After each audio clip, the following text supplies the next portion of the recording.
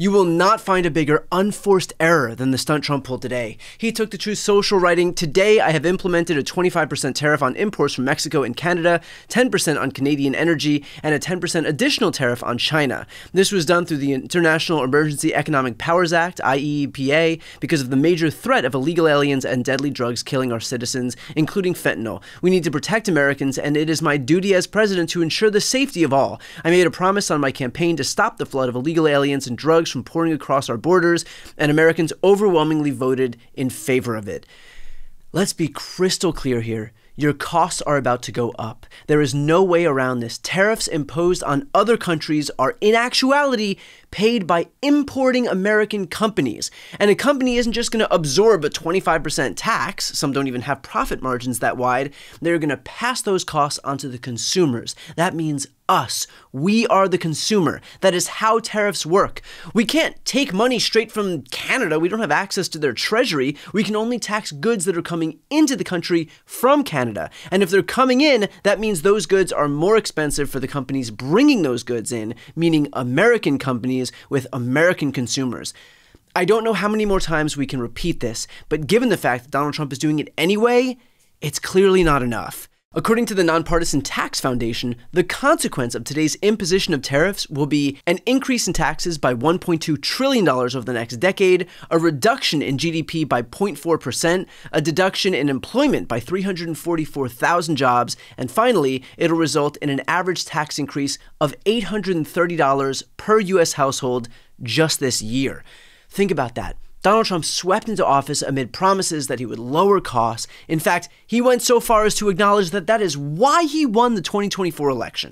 I won on two things, the border, and more than immigration. You know, they like to say immigration. I break it down more to the border, but I won on the border, and I won on groceries. It's a very simple word, groceries. Like almost, you know, who uses the word? I started using the word. The groceries, when you buy apples, when you buy bacon, when you buy eggs, they would double and triple the price over a short period of time. And I won an election based on that. We're going to bring those prices way down. And yet, within his first 10 days in office, he just slapped Americans with a tax of $830 per household. And so one might think that Donald Trump would have a vested interest in preventing a trade war that'll only have the impact of doing the very opposite of the thing that he was elected to do. And yet, that's clearly not a priority for him. He was asked what could prevent this trade war from happening, and here's what he had to say. President, is there anything China, Canada, and Mexico can do tonight to forestall your implementation of tariffs tomorrow? No, nothing. Not right now, no. Not a negotiating tool? No, it's not. No, it's a pure economic. We have big deficits with, as you know, with all three of them. And in one case, they're sending massive amounts of fentanyl, killing hundreds of thousands of people a year with the fentanyl. In other words, he's not even doing this for a negotiating position. He's just doing it. This is the Roy Cohn School of Management at play. Trump said he was going to impose tariffs, and so now the marker's been laid down, and he's going to do it, or else he'll be perceived as weak. Never back down, never admit fault, never take responsibility. His ego is about to cost every single American much more money. He also put on full display the extent to which he has a fundamental misunderstanding of tariffs and trade deficits. First of all, having a trade deficit isn't inherently good or bad. It just means that there was a difference in imports versus exports.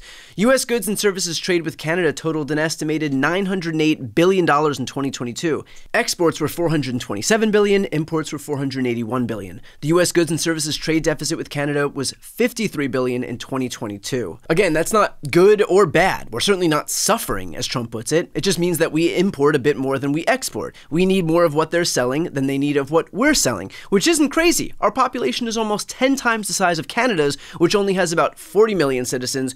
We've got 350 million. If anything, a $50 billion trade deficit given that disparity is shockingly small. But there's no rule, economic or otherwise, that there can be no trade deficit. It's just a matter of what one country needs versus what they don't. Trump thinking that this is an example of us suffering goes to show that he either doesn't understand how trade deficits work, or he does, he's just content to lie to people about it.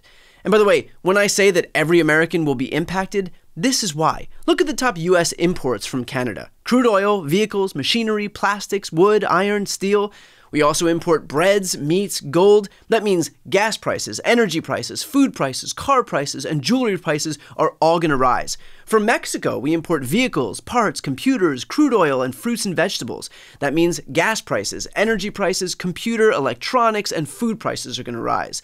From China, we import phones, laptops, tablets, toys, games, clothing, shoes, furniture, bedding, batteries. I mean, that's effectively everything we use. And let's be honest, how much of our stuff doesn't have a Made in China label on it? Meaning prices on everything are going to rise now. All thanks to a guy who manipulated his voters into thinking that he gave a shit about them. But hey, at least Trump's ego will be intact, and at the end of the day, that's really the most important thing. And as if high costs weren't enough, think about the collateral impacts from Trump's last trade war. A suicide epidemic among Midwestern farmers was exacerbated by Trump's first-term foray into tariffs. According to USA Today, U.S. farmers are saddled with near-record debt, declaring bankruptcy at rising rates and selling off their farms amid an uncertain future clouded by climate change and whipsawed by tariffs and bailouts. For some, the burden is too much. Farmers are among the most likely to die by suicide compared with other occupations, according to a study by the CDC. The study also found that suicide rates overall had increased by 40% in less than 2 decades. Among the reasons given for this rise in suicides, U.S. soybean exports to China dropped 75% from 2017 to 2018 among festering trade tensions. Even the $28 billion in federal aid provided by Trump over 2 years wasn't enough to erase the fallout from the trade war with China, many farmers said. In fact, here's Tennessee's Department of Agriculture Commissioner back in 2019 discussing the impacts of the trade war on farmers and the Trump administration being forced to make those farmers whole by using American taxpayer dollars to bail them out. 60% of our exports were going to China. Trade wars started that effectively lost soybean, corn, took a big hit. I mean, it really, and all farmers in the whole country were affected, and especially those that grow a lot of row crops in West Tennessee. At least some reports that they're making progress with China now. Even if that progress is made and you reinstitute that market, it's going to take some time to get it back developed. Some people say a year or two even after that. So you think the subsidies that they get, they'll hold out, probably won't go bankrupt, anything like that? Well, the money that they get's not going to fill the hole completely. We need some movement on and try to reopen that market before we'll be fully whole. And let's be clear, even Trump's allies know that Americans will be impacted. The U.S. Chamber of Commerce, by no means a liberal institution, wrote, "The president is right to focus on major problems like our broken border and the scourge of fentanyl, but the imposition of tariffs under IEEPA is unprecedented, won't solve these problems, and will only raise prices for American families and upend supply chains. The Chamber will consult with our members, including Main Street businesses across the country impacted by this move, to determine next steps to prevent economic harm to Americans. We will continue to work with Congress and the administration on solutions to address the fentanyl and border crisis." So look, at this point, the consequences are clear, but Trump is under the impression that the whole world is going to bow down to him and that any capitulation is a sign of weakness. So the likelihood that this stops in the immediate future is slim. And frankly, it'll be mostly up to his own supporters to let him know that they are not willing to accept the damage that he's currently causing. The question now becomes how much pain they're willing to endure before they'll actually bring themselves to stand up to the God King. Something tells me we're going to find out sooner rather than later. Before you go, just a quick note, if you'd like to see more of my content, which is always free of advertising, sponsorships, and paywalls, please make sure to subscribe to this channel using the subscribe button right here on the screen. And if you'd like to support my work even further, you can grab a copy of my instant #1 New York Times selling book, Shameless, available for sale right now. That link is also on the screen. Thanks so much for watching.